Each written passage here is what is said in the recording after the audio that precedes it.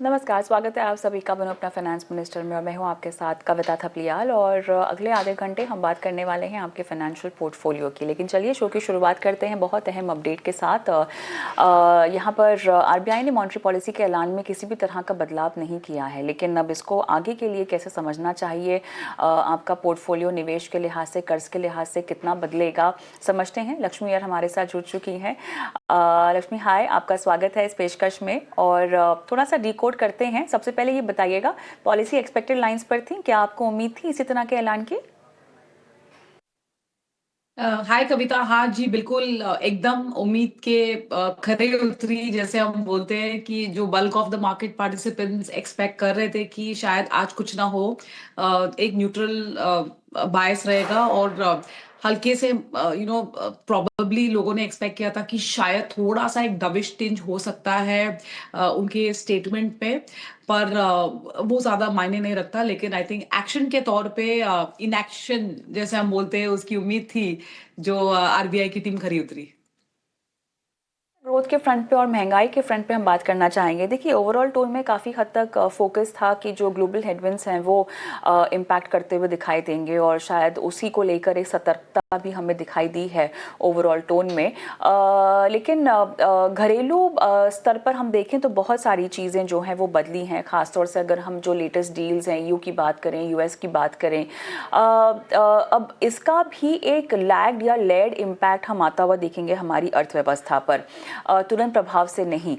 लेकिन अब ऐसे में अगर मैं ग्लोबल हेडविंड्स फिर भी समझना चाहूँ तो वो किस तरह से आकलन उसका किया जा रहा है आरबीआई की तरफ से, ज़रा इसको डिकोड कीजिएगा। जी बिल्कुल। सबसे पहली बात, जो इतने सारे घने बादल छाए हुए थे, जिसको हम बोलते हैं लगान के तौर पे, जो टैरिफ के रूप में हमको पेश किया गया था, उसमें काफी हद तक खुलासा हो गया है। ऑफ कोर्स इसकी फाइनल डिटेल्स अभी भी हमको देखना जरूरी है। अभी तक हमको उसका खुलासा नहीं हुआ है। लेकिन वो जो है हमारे हिसाब से सबसे गहरा ग्लोबल हेडविंड था। दूसरी चीज जो हो रही है कि जो प्रेशियस मेटल्स के दाम लगातार बढ़ते जा रहे थे, अब हालांकि वहां पे भी थोड़ी सी राहत देखने को मिली है।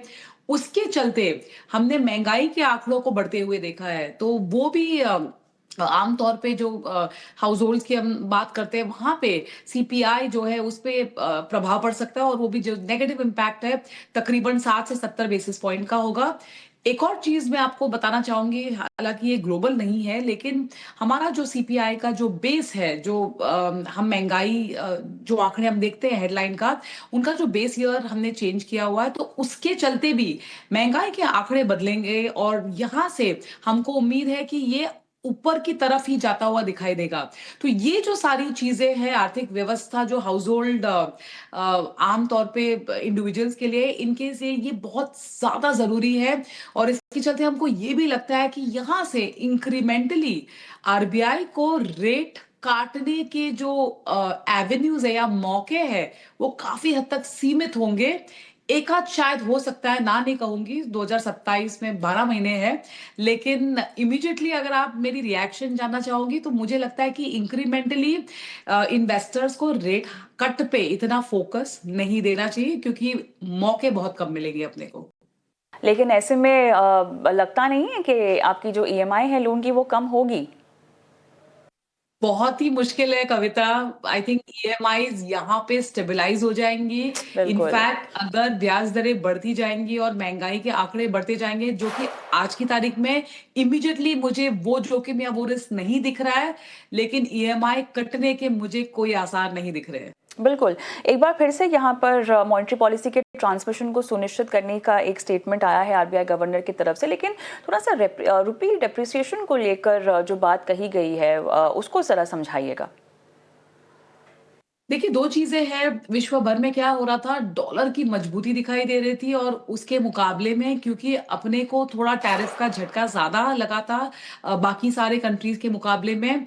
और जो दो चीजें हैं, सोना और चांदी, जो हम लगातार इंपोर्ट करते जा रहे थे, इस सब के चलते और जो इंडियन कंजम्पशन का जो माहौल था वो थोड़ा सा डामाडोल हो रहा था, तो इस सब के चलते हमने देखा कि रुपया में काफी सारा प्रेशर या काफी सारा दबाव हमको दिखाई दिया 2025 में। आरबीआई ने काफी सारे मेजर्स लिए, इंक्लूडिंग जो फॉरेक्स मार्केट में उन्होंने फॉरवर्ड ट्रांजैक्शंस किया, उन्होंने थोड़ी डॉलर की बिकवाली करी, और ये जो टैरिफ का जो हमको राहत मिला है, जो उनका जो उलझा हुआ दिख रहा था वो थोड़ा सा सुलझा हुआ है, उस वजह से रुपया में जो डेप्रिसिएशन, जो दबाव का जो पेस था, वो हमको लग रहा है थोड़ा सा थम गया है। वास्तविक तौर पे अगर आप देखोगे डेप्रिसिएशन का की जो प्रक्रिया है वो शायद जारी रहेगी 2027 में, लेकिन जो आपने इतना बड़ी तादाद में जो आपने जो प्रेशर देखा था रुपया में 2025 में या FY 2026 में, वो हमको कुछ हद तक कम होता हुआ लग रहा है। अ, अब ऐसे में ओवरऑल सिनेरियो अपने इन्वेस्टमेंट्स और कर्ज को लेके कोई कैसे आगे समझे? तुरंत प्रभाव से भले ही हम कर्ज की उम्मीद ना भी करके चलें, ओवरऑल बॉन्ड्स की स्थिति आपको कैसी दिखाई दे रही है?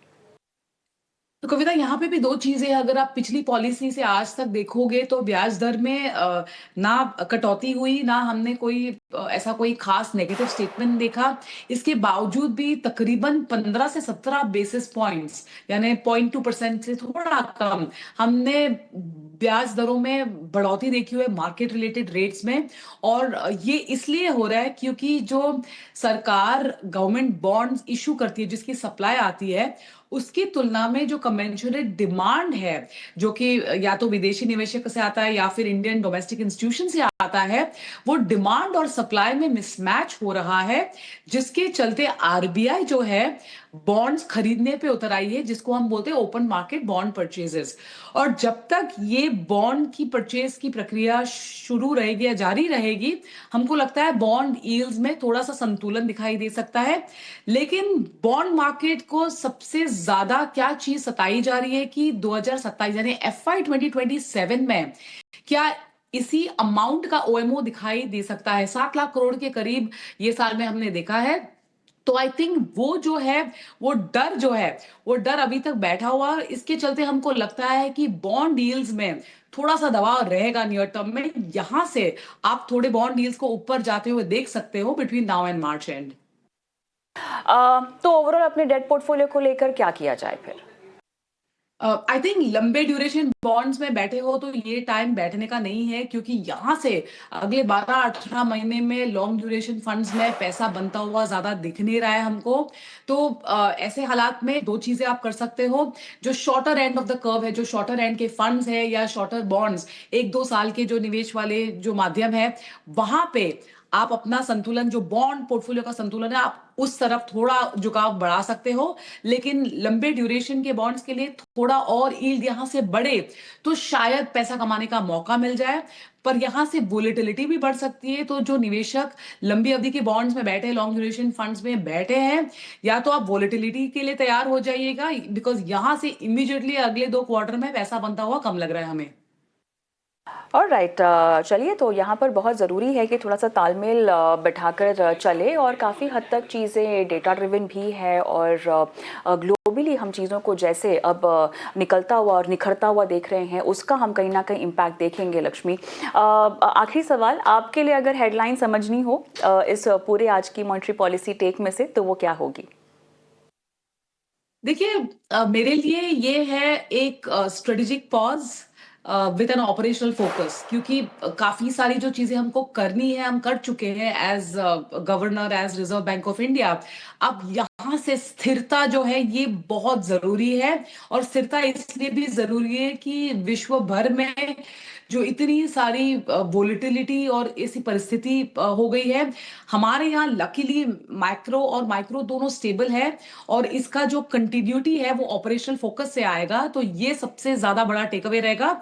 और ब्याज दरों के लिए मैं कहूंगी, मार्केट की परिस्थिति ओएमओ से ओएमओ तक हो गई है, तो इसको हम कैसे मैनेज करते हैं इनटू FY 2027, ये डेविल इन द डिटेल्स रहेगा हमारे लिए from a bond market stand point. Alright, Lakshmi, चलिए, काफ़ी आसान भाषा में आपने पूरी पॉलिसी को निवेशकों के नज़रिए के लिए समझाया। बहुत बहुत धन्यवाद आपका आज हमारे साथ जुड़ने के लिए। शुक्रिया। चलिए इसी के साथ वक्त हो गया एक छोटे से ब्रेक का, लेकिन लौटेंगे और उसके बाद आपकी पोर्टफोलियो स्पेसिफिक क्वेरीज के जवाब भी हम आपको देंगे। लेकिन इस बीच अगर आप अपने सवाल हम तक पहुंचाना चाहते हैं तो अपने सवाल आप व्हाट्सएप कर सकते हैं। नंबर आपकी स्क्रीन पे फ्लैश हो रहा है, और अगर आप चाहें तो यूट्यूब पर हमें लाइव देख सकते हैं। कमेंट बॉक्स पे अपने सवाल डाल सकते हैं, कि करके आपके सवालों को शो में शामिल करेंगे।